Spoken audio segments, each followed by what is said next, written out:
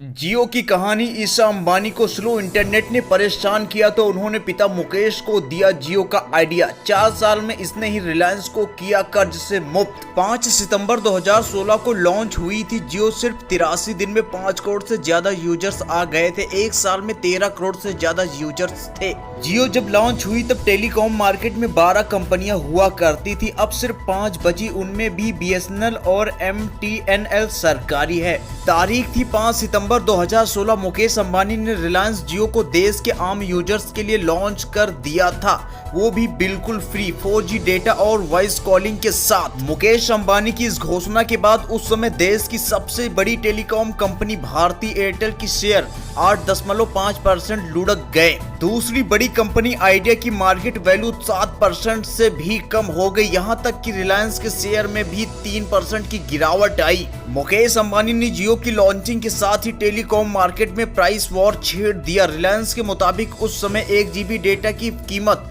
200 रुपया तक थी, लेकिन आज 5 रुपया हो गई है। लेकिन क्या आप जानते हैं कि जिस रिलायंस जियो ने टेलीकॉम इंडस्ट्री को इतना बदल दिया है, उसका आइडिया मुकेश अंबानी को कैसे आया? 4 साल पहले जियो कैसे बढ़ी? टेलीकॉम इंडस्ट्री पर क्या असर पड़ा? ऐसे कई सवालों के जवाब इस स्टोरी में समझने की कोशिश करते हैं। बेटी ईशा और बेटे आकाश ने जियो का आइडिया मार्च 2018 में रिलायंस इंडस्ट्री के एक प्रोग्राम में मुकेश अंबानी ने जियो का आइडिया कैसे आया इस बारे में बताया था। उन्होंने बताया कि जियो का आइडिया उन्हें उनकी बेटी ईशा से मिला था। उन्होंने एक किस्सा सुनाया था। जियो का आइडिया पहली बार मेरी बेटी ईशा ने मुझे दिया था। वो 2011 में अमेरिका की एल यूनिवर्सिटी में पढ़ाई करती थी और छुट्टियों में कुछ दिन के लिए घर आई थी। उसे यूनिवर्सिटी में कुछ कोर्स वर्क सबमिट करना था। उसने मुझसे कहा, पापा हमारे घर का इंटरनेट कितना बेकार है। अंबानी ने उस समय ये भी बताया कि उनके बेटे आकाश ने भी उनसे कहा था कि हमारे लोगों के लिए टेलीकॉम का मतलब सिर्फ वॉइस कॉलिंग होता है, लेकिन अब सब डिजिटल हो गया है। इनमें बातों के अलावा बहुत सारे काम इंटरनेट के जरिए भी किए जा सकते हैं। बेटी की परेशानियां और बेटे की सुझाव के बाद ही उनके दिमाग में टेलीकॉम सेक्टर में वापसी की बात आई और जियो शुरू करने की आइडिया भी। फिर हुई जियो की शुरुआत। जियो की शुरुआत भले ही सितंबर 2016 में हुई हो और ईसा को परेशानी 2011 में हुई हो, लेकिन शायद उससे पहले ही मुकेश अंबानी टेलीकॉम में आने का मूड बना चुके थे। ऐसा इसलिए क्योंकि 2010 में ही रिलायंस इंडस्ट्री ने 4800 करोड़ रुपए में Infotel broadband service limited IBSL की 95% हिस्सेदारी खरीद ली थी। IBSL देश की पहली एकलौती कंपनी थी जिसने देश के सभी 22 जोन में 4G ब्रॉडबैंड सेक्टर फैला दिया। बाद में इसी का नाम रिलायंस जियो पड़ा। 5 सितंबर 2016 को मुकेश अंबानी ने रिलायंस जियो लॉन्च कर दी। शुरुआत में कंपनी ने 6 महीने तक 4G डेटा और वॉइस कॉलिंग फ्री रखी। इसका नतीजा ये हुआ कि रिलायंस जियो तेजी से बढ़ने लगा। रिलायंस के मुताबिक जियो की लॉन्चिंग के 83 दिन के अंदर ही कंपनी के 5 करोड़ से ज्यादा यूजर्स हो गए थे। दिसंबर 2016 तक कंपनी के पास 7 करोड़ से ज्यादा यूजर्स आ गए थे, जबकि लॉन्चिंग के 1 साल में ही सितंबर 2017 तक जियो के 13 करोड़ से ज्यादा यूजर्स हो गए थे। रिलायंस इंडस्ट्रीज की तिमाही रिपोर्ट के मुताबिक जून 2020 तक कंपनी के पास 39.8 करोड़ से ज्यादा यूजर्स हैं। महज 4 साल के अंदर जियो देश की सबसे बड़ी टेलीकॉम कंपनी बन गई है।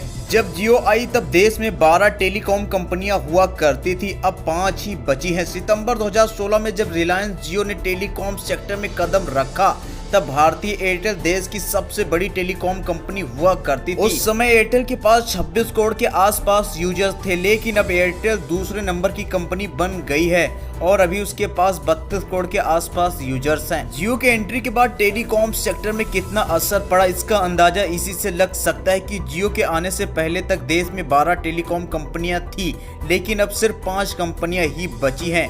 इनमें भी 2 BSNL और MTNL सरकारी हैं। सितंबर 2016 तक जियो का मार्केट शेयर 1.5% था, जो मई 2020 तक बढ़कर 34% से ज्यादा हो गया है। जियो के आने के बाद सिर्फ वोडाफोन और आइडिया में ही मर्ज नहीं हुआ, बल्कि दूसरी छोटी कंपनियां भी बड़ी कंपनियों में मर्ज हो गई हैं या तो बंद हो गई। रिलायंस जियो के टेलीकॉम में आने का सबसे बड़ा नुकसान मुकेश अंबानी के छोटे भाई अनिल अंबानी की कंपनी रिलायंस कम्युनिकेशन को हुआ।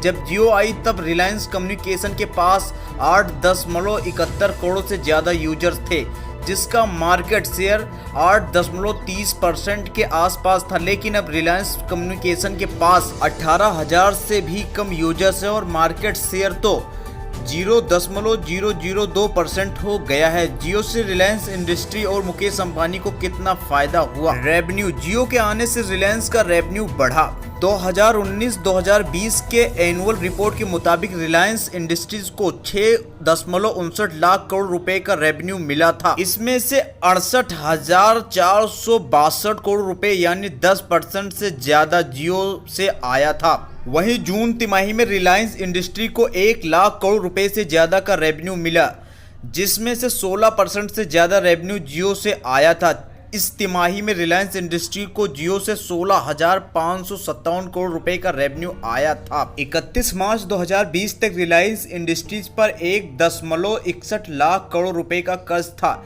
लेकिन जियो में आए इन्वेस्टमेंट ने कंपनी को तय समय से पहले ही कर्ज मुक्त कर दिया। मुकेश अंबानी ने मार्च 2021 तक खुद को कर्ज मुक्त करने का ऐलान किया था, लेकिन 18 जून को कंपनी ने खुद को कर्ज मुक्त घोषित कर दिया। इसी साल अप्रैल में जियो ने फेसबुक में 1.17 लाख करोड़ रुपए का इन्वेस्टमेंट किया और 9.9% की हिस्सेदारी खरीद ली।